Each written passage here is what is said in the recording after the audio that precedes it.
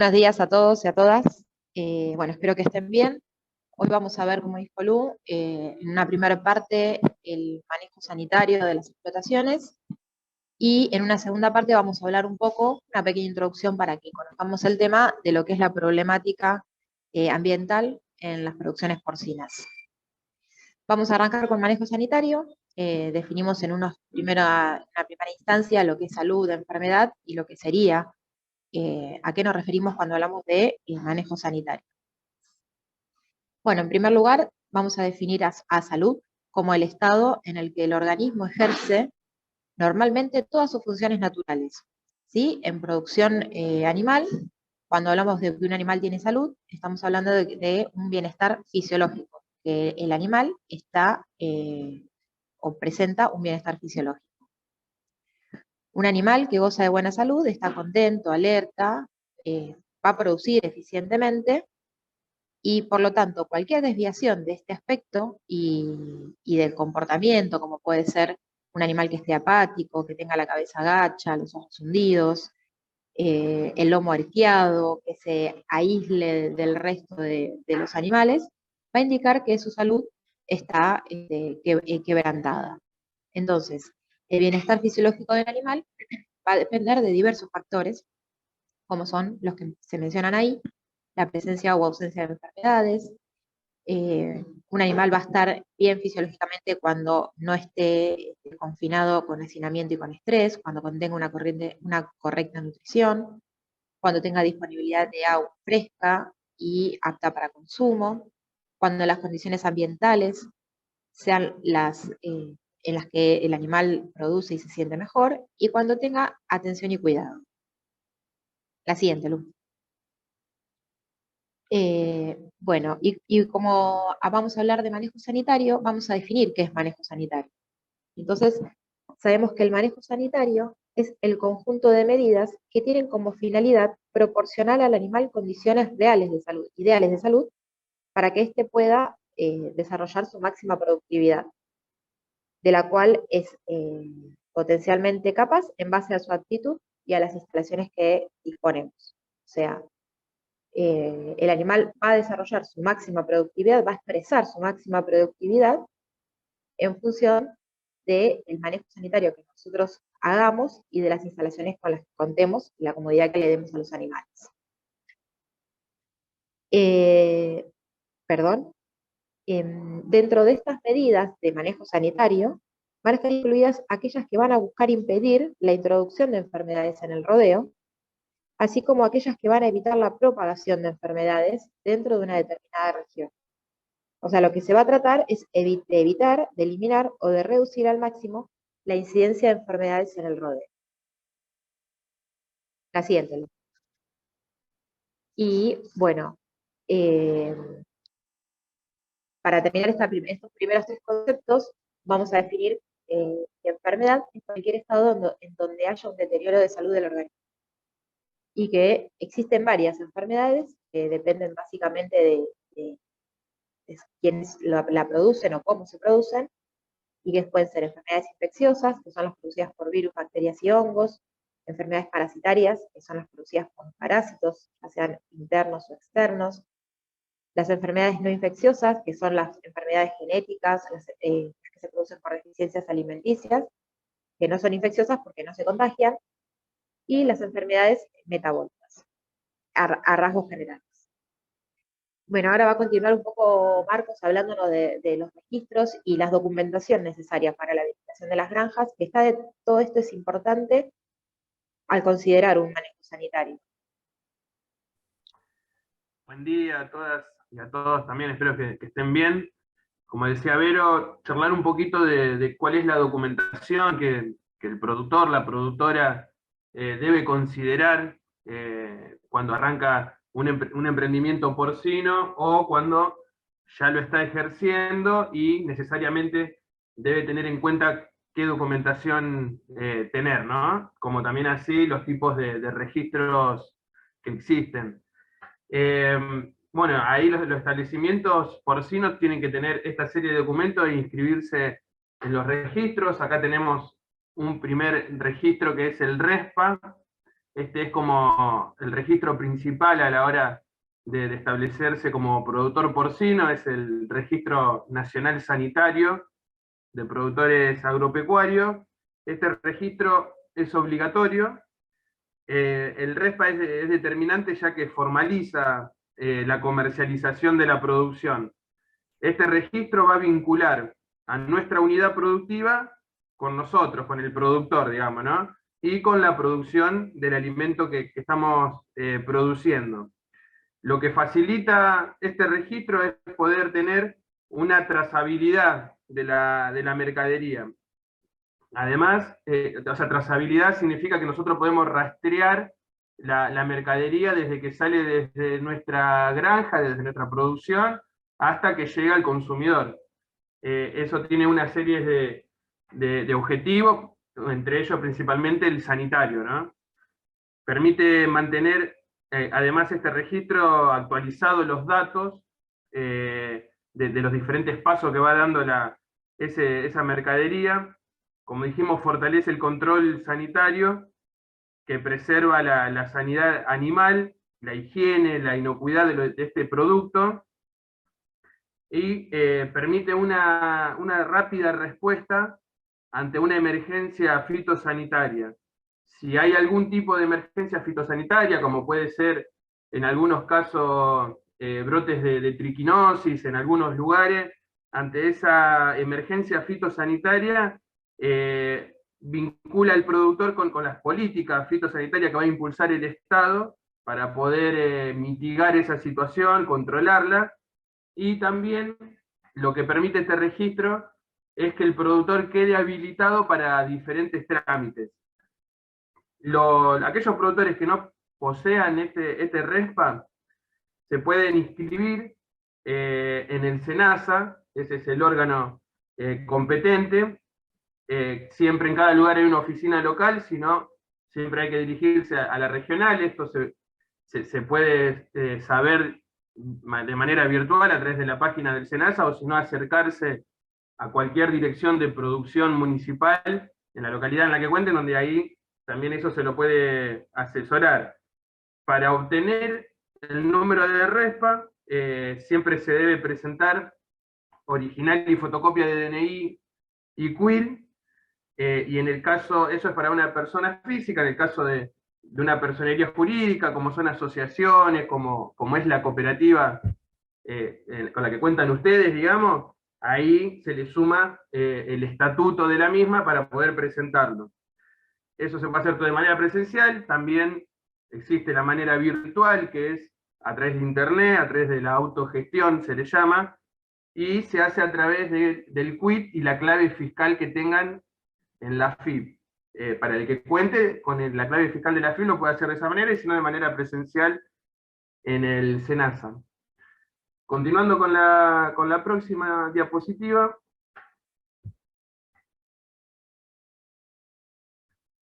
Ahí vemos otras series de permisos, habilitaciones y otro registro, como es el RENAF.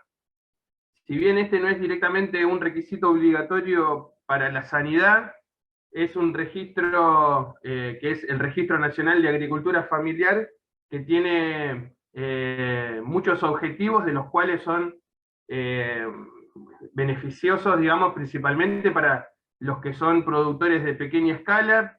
En el caso porcino, por ahí aquellos productores que tienen menos de 100 madres, por lo general son los que pueden entrar en el registro de la agricultura familiar. Este registro depende también de nuestro ministerio, de la Secretaría de Agricultura, Ganadería y Pesca de Nación. La finalidad de este registro es también conocer las condiciones de vida y características productivas de los agricultores familiares. Estar en este registro a los agricultores familiares les permite tener una identificación y le permite acceder también a políticas públicas que se desarrollan específicamente para los productores de la agricultura familiar. Poder contar con este registro permite obtener acceso, o por lo menos poder lograr la solicitud de diferentes tipos de capacitaciones, diferentes tipos de créditos que a veces se abordan a través de programas para la agricultura familiar. Además permite agrupar a los agricultores familiares en diferentes categorías, según sus, como decía antes, sus necesidades, sus condiciones de producción, y de esta manera se desarrollan políticas públicas también específicas. Además existe una promoción de la agricultura familiar. Quiero hacer hincapié, digamos, en estos dos primeros registros, los otros también lo vamos a nombrar, pero estos dos primeros son importantes más para este estrato productivo, esta escala productiva que son ustedes, que por la mayoría son agricultores familiares. Comentarles que existe una ley de la agricultura familiar, la cual es algo que trae varios beneficios, que aquellos que estén inscritos en el RENAF pueden acceder, y esta ley promociona la sanidad agropecuaria, o sea que se crean programas también para ayudar al cumplimiento de esas normas sanitarias que existen en las actividades. También da beneficios impositivos, como por ejemplo descuentos en diferentes impuestos, beneficios previsionales, ya que se crea un régimen especial para poder jubilarse a aquellos productores que estén inscritos en el RENAF, y que bueno, a través de los años laburaron, trabajaron de eso, y poder tener un beneficio previsional es importante. También certificaciones de calidad de los productos para facilitar la exportación a aquellos que por ahí tienen una escala productiva un poquito más grande, o también certificaciones para la comercialización en todo en el país, digamos, ¿no? En un mercado interno. Por otro lado, dos temitas más que son un seguro integral que ofrece para la agricultura familiar, que cubre pérdidas causadas por diferentes desastres meteorológicos que pueden pasar, naturales, accidentes laborales, robos, etc. Y como dijimos antes, por ahí acceso a créditos, con tasas de interés más bajas, en algunos casos subsidios, que bueno, que se pueden adquirir maquinaria, diferentes capital fijo, etc., ¿no? Eso con respecto al RENAF. Me parece que este registro es importante para la escala productiva de ustedes, desde lo productivo y desde lo sanitario. El anterior al RESPA, específicamente para comercializar, y desde el punto de vista sanitario es importante. Dicho estos dos registros, después tengan en cuenta que hay permisos que son a nivel local, de funcionamiento municipal. Estos permisos permiten el uso de la tierra por una autoridad municipal, que te autoriza el desarrollo de esa actividad en ese lugar donde la querés desarrollar. Otro punto importante es el boleto de señal.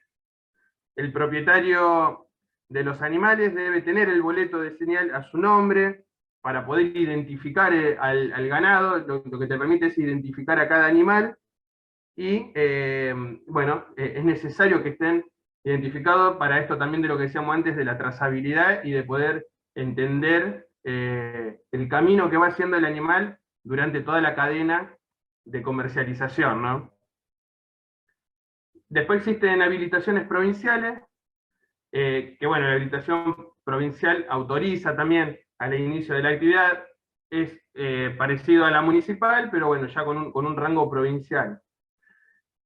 Otro tema que también es importante es el documento de tránsito electrónico. El DTE es un documento que lo emite el SENASA y ampara los movimientos de los animales fuera del predio, con destino a faena o también a otro establecimiento. Cada vez que nosotros movemos un animal, si comercializamos capones, por ejemplo, bueno, sale de nuestro establecimiento, tiene que salir y movernos en la ruta con el animal y el documento de tránsito electrónico. Continuando con la siguiente, ahí le mostramos, no se llega a ver muy bien, pero bueno, ese es un certificado de DTE, este último documento que le mostraba, donde, bueno, ahí uno va al SENASA, debe presentar el número de RESPA, que era el registro primero que le comenté, también mostrar el boleto de señal a nombre del titular, y también la existencia de animales con la que cuentan en ese momento. Para registrar estas existencias de animales que que les comentaba, bueno, hay un sistema en el SENASA donde te genera la cantidad de animales que vos tenés. Entonces, el productor va con la documentación que le requieren, que es el boleto de señal, el DTE, y allí puede decir qué cantidad de animales tiene. Es importante estos registros para el SENASA porque puede contar con información para un montón de objetivos que tienen que ver también con el aspecto sanitario.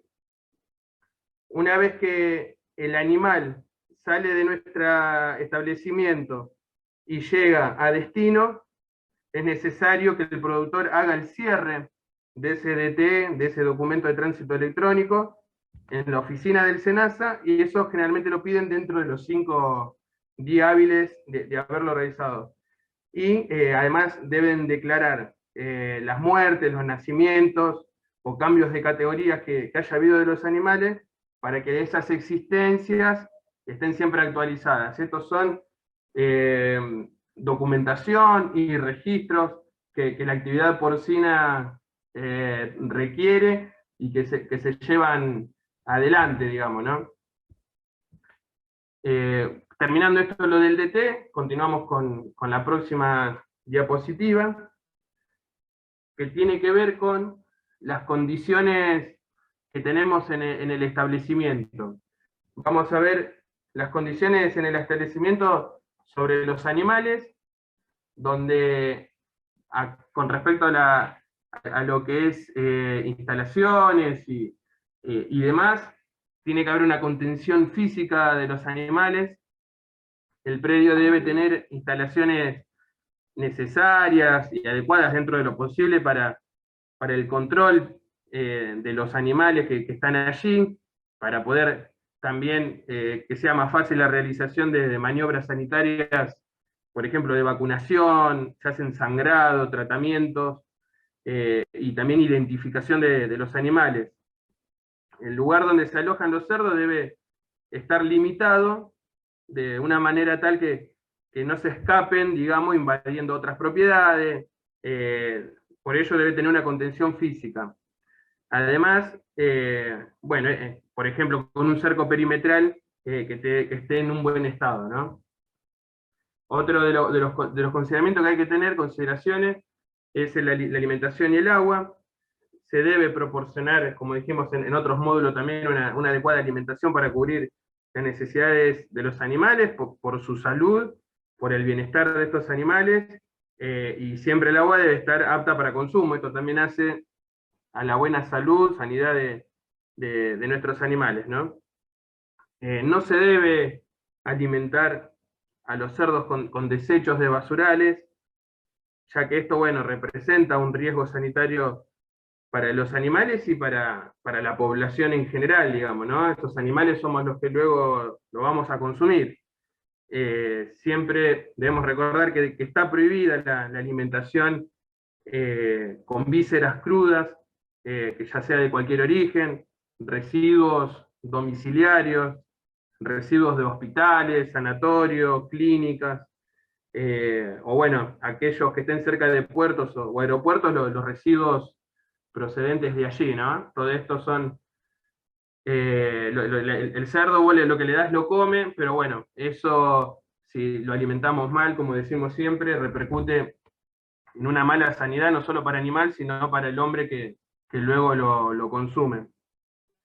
Con respecto a otros animales, no debe permitirse la presencia de otros animales dentro del perímetro que contiene a los cerdos, dentro de lo posible, que estén aislados de alguna forma. Con respecto al bienestar animal, bueno, las instalaciones, según las realidades que existan, dentro de lo posible tienen que ser las más adecuadas, que provean sombra, que haya una protección con respecto al clima adverso, suficiente agua potable, etc. Continuando con la siguiente diapositiva, ahí vemos una foto por ahí como para reflejar un poquito el tema de las instalaciones. Por lo general, lo que son las pequeñas escalas productivas se utilizan maderas, ramas, chapas, o palos, digamos, para poder construir estas instalaciones. Por lo general lo hacemos con lo que tenemos, con lo que contamos, con lo que nuestra rentabilidad nos permita, ¿no? Pero bueno, más allá de eso, hay veces que esto favorece al asentamiento de roedores. Por ejemplo, muchas veces todas estas instalaciones traen roedores, y en ese sentido es importante tratar de hacer un control de roedores, donde esto va a permitir ayudar a promover la salud de los animales y reducir además otro punto importante, que es la pérdida del alimento. El roedor va directamente por el alimento que hay ahí, más allá de atraído, digamos, ¿no?, por las instalaciones que existen, y las ratas principalmente contribuyen a propagación de enfermedades. Una de las enfermedades es la disentería porcina, y también repercute mucho sobre, como decía antes, la reserva de alimento balanceado que tenemos.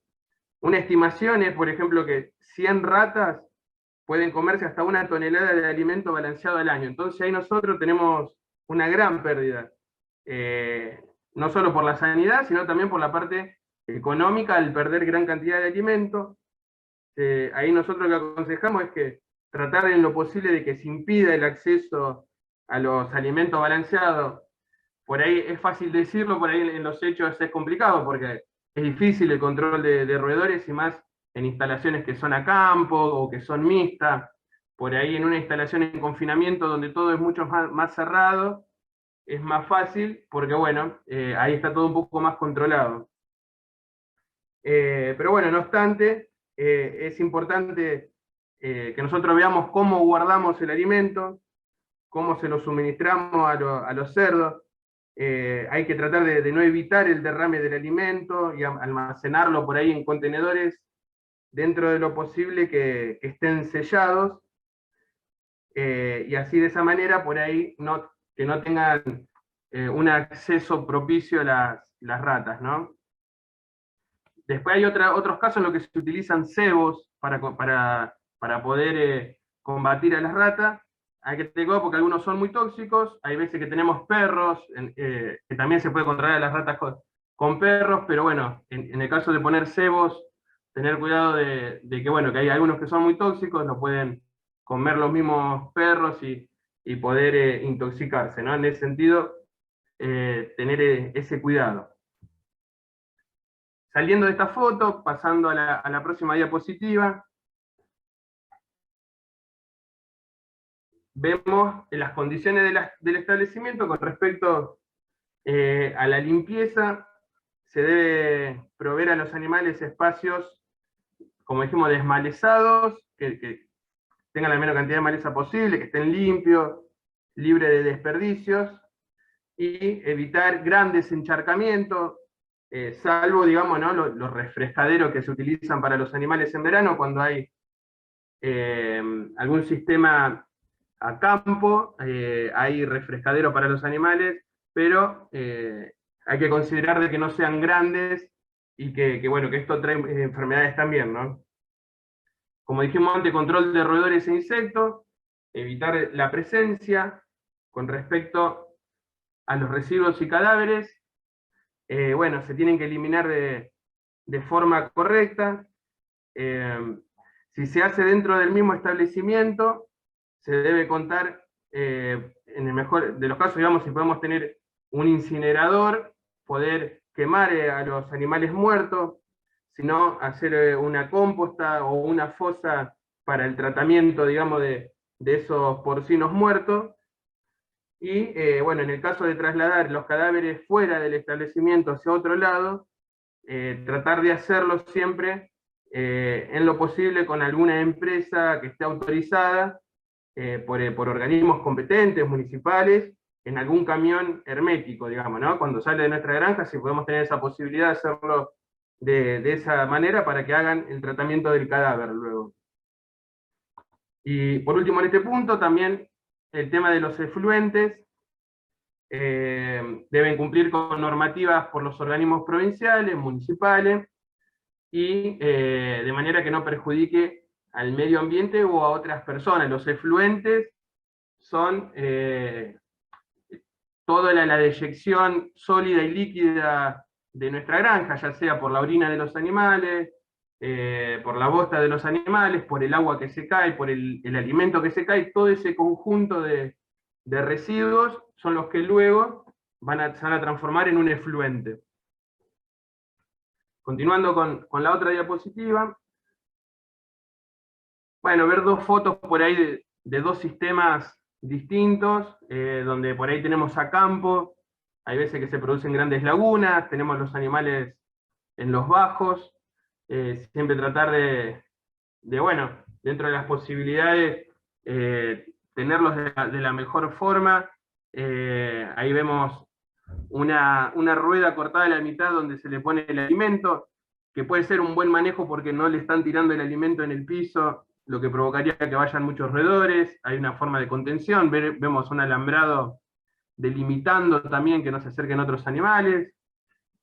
O sea, dentro de esas condiciones por ahí, un poco adversas, de alguna manera han hecho algún manejo como para poder mitigar, digamos, algunos temas. Y en la foto de la derecha, ya por ahí, en un sistema en confinamiento, con otro tipo de tecnología, con otro tipo de comederos, otro tipo de instalaciones directamente, ¿no? Bueno, continuando con la siguiente, y siguiendo con las condiciones del establecimiento, es hablar un poquito sobre los ingresos a nuestro establecimiento. En este caso es una foto de una granja, digamos, grande, donde la bioseguridad es importante. La bioseguridad es, digamos, ¿no?, el cuidado de todo lo que está por dentro del establecimiento, y para ello hay que controlar el ingreso. Por ello mismo se debe restringir al máximo el ingreso de personas y vehículos. Los vehículos que ingresan son tratados también, ¿no?, con diferentes líquidos y compuestos que hagan que el vehículo quede sanitizado. Ingreso de animales nuevos, tienen que provenir de establecimientos que posean registro de controles sanitarios. Es recomendable mantenerlo aislado al menos 15 días del resto de los animales. Esto por ahí es en una escala más grande, no obstante, nosotros también en una pequeña escala podemos tener algunos tipos de recaudos. Continuando con la que le sigue, y le doy el pase a Vero. Sigo un poquito más yo, para comentar un poco sobre la situación sanitaria del establecimiento. Para establecer estrategias de manejo sanitario, es necesario conocer cuáles son las enfermedades presentes en la granja, qué categoría de animales van a ser más afectadas por estas enfermedades, y el modo en que se transmiten, ya sea en forma directa o en forma indirecta. Este estudio de la situación va a ser fundamental, ya que se va a ver modificada por diversos aspectos. Y no puede establecerse, o sea, en ninguna granja, como una receta única para todos los casos. Entonces, tenemos los dos grandes ejemplos, que serían las explotaciones intensivas y las explotaciones extensivas, los dos extremos, ¿no?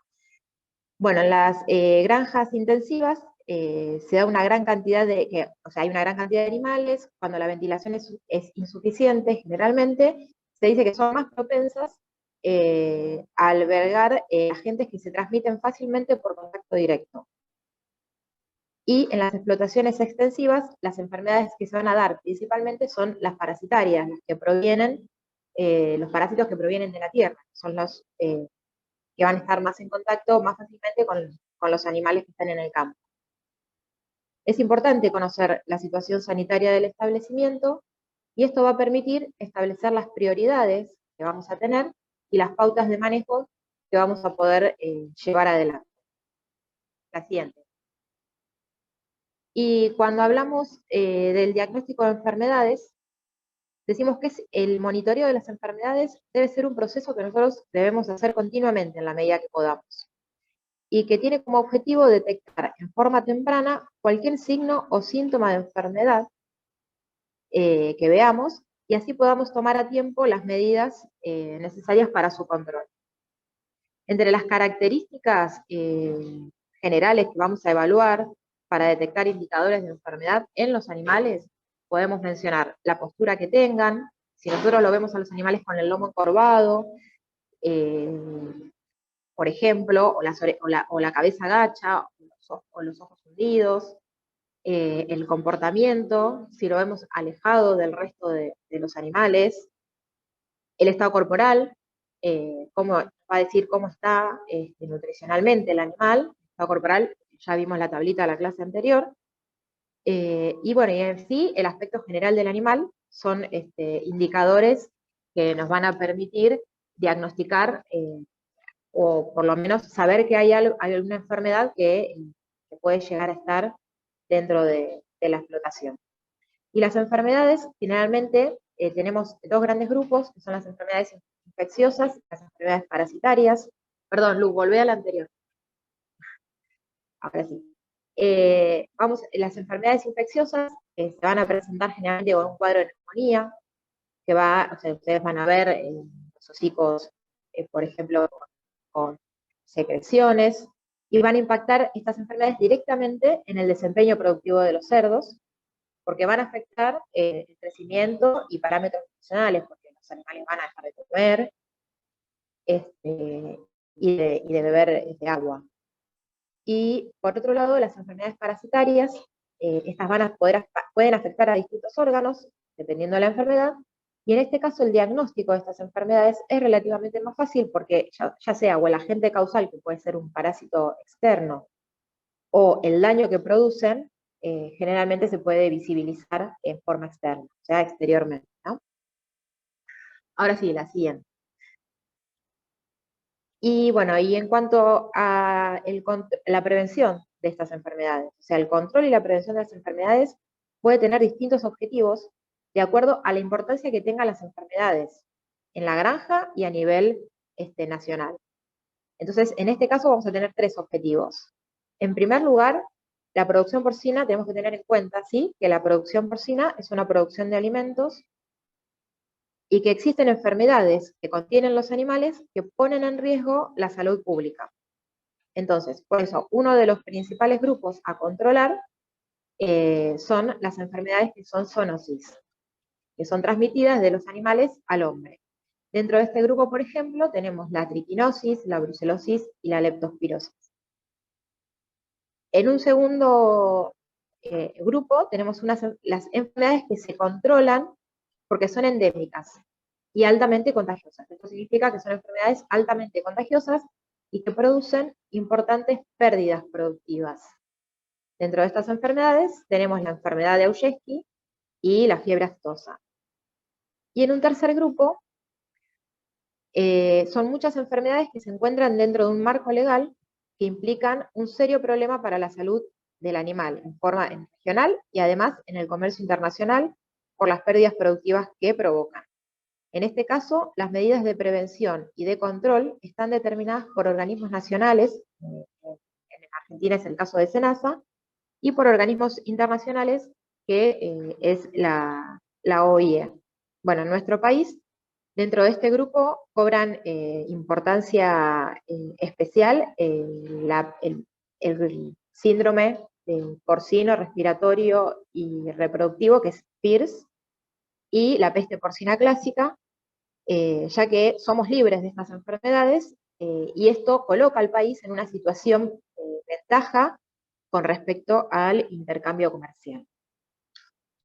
La siguiente.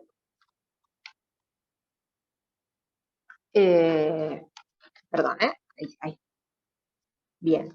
Y después tenemos las enfermedades bajo control oficial.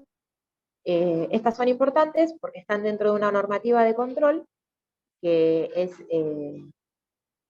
seguida por el organismo sanitario del país, que es SENASA, y en las normativas se refieren a estas enfermedades y se aprueban las condiciones que son necesarias para certificar los establecimientos libres de ellas. ¿Sí? Es obligatorio el cumplimiento de esta normativa para los establecimientos que comercializan reproductores. Es obligatorio para los que comercializan reproductores, pero es también altamente recomendable para que todos los animales que ingresan a un establecimiento, tener en cuenta que deben provenir de establecimientos libres de estas enfermedades. La siguiente. Bien, la enfermedad de Augeski. Hoy vamos a detallar un poquito estas 4 enfermedades que están bajo control oficial, por si alguna vez, por si no las escucharon o para que las tengan en cuenta. Y bueno, la enfermedad de Augeski es producida por el herpes virus porcino tipo 1, y ante la detección de un predio infectado se debe notificar a SENASA en la oficina más cercana. En la oficina más cercana de SENASA debe notificarse la presencia de esta enfermedad. Actualmente, el saneamiento posterior a producirse la infección es voluntario. La infección genera fallas reproductivas, produciendo abortos, animales que pueden nacer muertos, y en el caso de los animales adultos provoca cuadros respiratorios. O sea, no tiene alta mortalidad en animales adultos, pero sí produce cuadros respiratorios. Una vez que se detecta un predio positivo, hay que planificar el saneamiento, y para eso se lleva a cabo un estudio que detecte qué cerdos están infectados, y en base a estos resultados se elabora un plan para erradicar la enfermedad, y se tiene en cuenta siempre las características del establecimiento. Bien, brucelosis porcina. Yo le puse las fotitos más, como más explicativas de lo que puede llegar a producir la enfermedad. Bueno, en el caso de la brucelosis, es una enfermedad infecciosa causada por una bacteria, que es la Brucella suis. Es considerada una zoonosis, o sea que puede ser transmitida de los animales al hombre, y en los cerdos produce también fallas reproductivas y nacimiento de lechones débiles o muertos, como se puede llegar a ver en la foto. Es necesario, es importante prevenir el ingreso de esta enfermedad al establecimiento. Dadas las características que tiene, en la mayoría de los casos, cuando se detecta un establecimiento positivo, lo que hay que hacer, o sea, lo que resulta efectivo, es el despoblamiento, y, o sea, hay que eliminar a todos los animales, y después hay que reponer con animales de predios libres de brucelosis. Eso se ve en la foto de abajo. Lo que se está haciendo es un muestreo, un sangrado. A través de una muestra serológica se detecta la presencia o no de esta bacteria.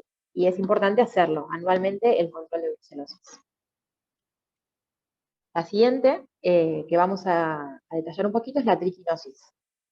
La triquinosis es una enfermedad producida por el parásito que se llama Trichinella spiralis. También es una enfermedad zoonótica y representa una amenaza muy importante para la salud pública. Es necesario prevenir y reducir los brotes ocasionados. Y su aparición también en un establecimiento es de denuncia obligatoria ante SENASA. Si aparece algún brote de triquinosis, hay que denunciarlo ante la oficina más cercana del SENASA. La aparición de esta enfermedad en cerdos está vinculada con el medio en el que habitan y la alimentación que reciben. ¿Sí? La contraen cuando ingieren restos de carnes con el parásito, que puede provenir de otros cerdos, de animales silvestres como los jabalíes, de roedores o de otros carnívoros. Por eso es importante controlar la alimentación y no alimentarlos con desechos, que es básicamente los desechos basurales, es donde podemos encontrar más fácilmente a los roedores y a este parásito. En el porcino los síntomas no son evidentes, o sea, no produce síntomas visibles, por lo que un cerdo puede estar bien, pero a su vez también puede estar infectado con este parásito.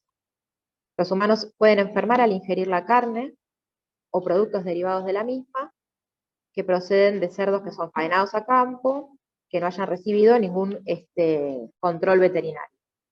Bueno, y los síntomas que puede producir en el hombre son variados, o sea, se puede pérdida de apetito, hinchazón de párpados, vómitos, dolor abdominal, y esto a medida que evoluciona la enfermedad se van a producir dolores musculares intensos y malestares similares a los que produce una gripe, por ejemplo.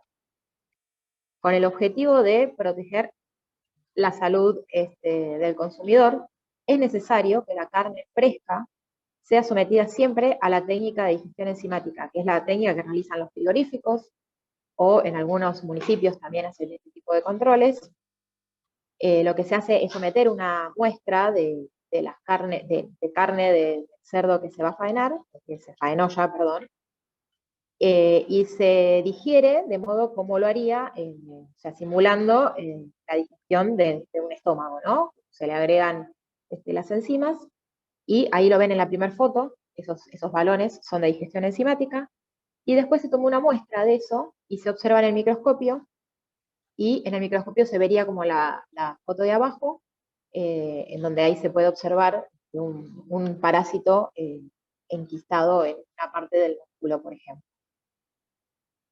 Es necesario desalentar para esta enfermedad la faena sin control sanitario y la elaboración, comercialización y el consumo de productos de cerdos que son elaborados a partir de carnes que provengan de faenas no controladas.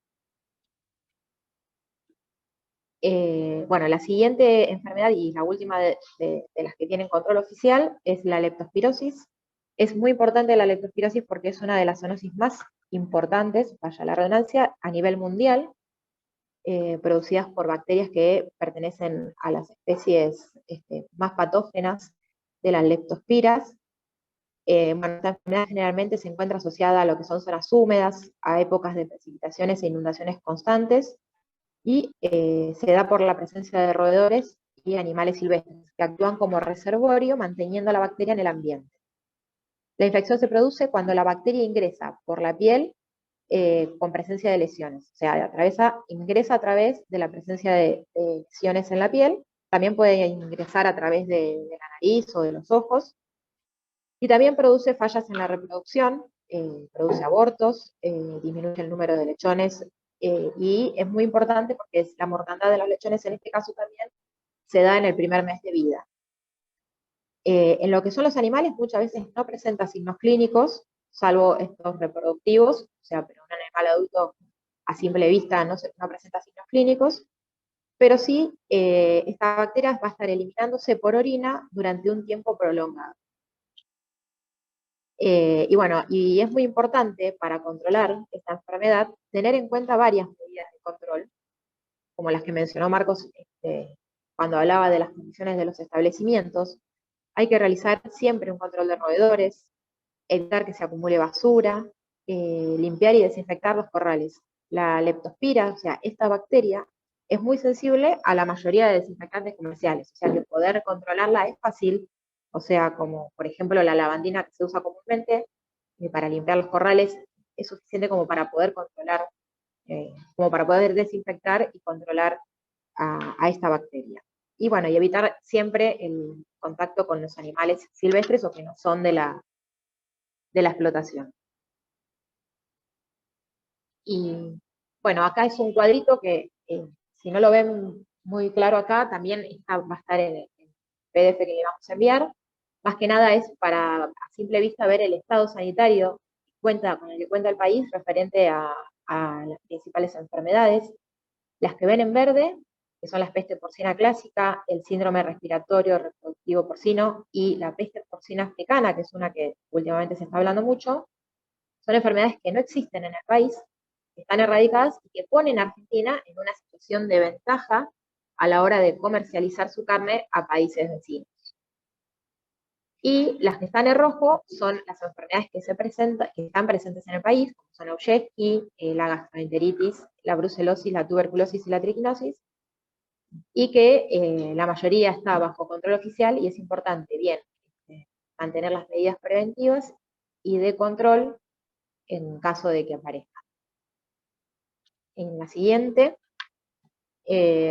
vamos a hablar un poquito vamos a presentar lo que es un plan sanitario. El plan sanitario está compuesto por técnicas que se diseñan con el objetivo de obtener un estado de salud del animal que sea óptimo, o sea, que el animal tenga bienestar, y vamos a tener 3 puntos importantes en lo que es un plan sanitario, que debe ser sistemático, debe ser integrado y debe ser práctico. Sistemático es porque una vez que nosotros planificamos, o sea, o realizamos un plan sanitario, todo lo que está planificado debe ser ejecutado, o sea, y debemos tratar de ejecutarlo sin interrupciones. Debe ser integrado porque debe integrarse además con las otras pautas de manejo, con la alimentación, con las instalaciones, porque de nada sirve cumplir con todas las pautas de sanidad de la granja si no, o sea, si un animal tiene fallas en la alimentación o no es nutrido como corresponde. Y por el otro lado debe ser práctico, o sea, debe ser de fácil ejecución. Debe poder llevarse a la práctica de manera fácil. La aplicación de un plan sanitario tiene como objetivo controlar y mejorar el estado sanitario de los establecimientos y producir alimentos inocuos, mejorando, importante para los productores, los índices productivos esperados. La siguiente, las partes de un plan sanitario. Un plan sanitario está compuesto básicamente por 3 partes. La primera es el control parasitario, la segunda consta de las vacunaciones y la tercera de las reacciones diagnósticas. El control parasitario es importante porque los animales que están parasitados ocasionan importantes pérdidas en la producción. Y en cuanto a desparasitaciones, tenemos parasitaciones internas y las desparasitaciones externas. Las desparasitaciones internas, perdón, las desparasitaciones internas son las referidas a las que se dan a través de inyecciones intramusculares, que son para los parásitos internos, y las desparasitaciones externas, más que nada para la presencia de piojos o pulgas que pueden afectar el bienestar de los animales en la granja. En cuanto a las vacunaciones, hay que tener en cuenta 3 aspectos importantes. Por un lado, la vacuna, cómo está conservada, cuál es la fecha de vencimiento, el manejo que vamos a realizar con ese stock de vacunas, que realizó el veterinario. El vacunador, o sea, es importante la asepsia del operario, del instrumental que va a utilizar, que dosifique correctamente según peso, según la edad de los animales.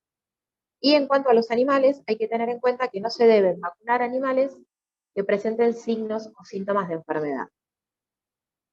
Y bueno, y en cuanto a las reacciones diagnósticas, se utilizan para, más que nada, llevar a cabo un esquema preventivo, como es el caso de la brucelosis y la tuberculosis, que no son enfermedades que reaccionen eficientemente a los tratamientos. Entonces lo importante para que no aparezcan en el establecimiento es prevenirlas a través de reacciones de análisis que se realizan para determinar su presencia o no en el establecimiento.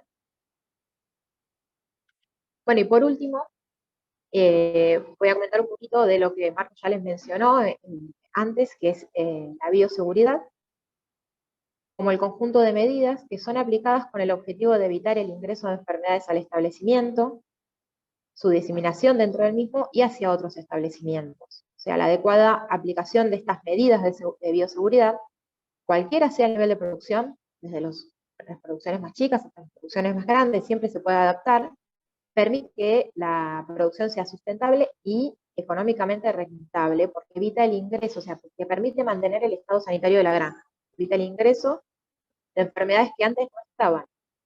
Entonces, el uso de normas de seguridad ayuda a mantener, como dijimos, el estado sanitario de la granja y la diseminación de enfermedades nuevas.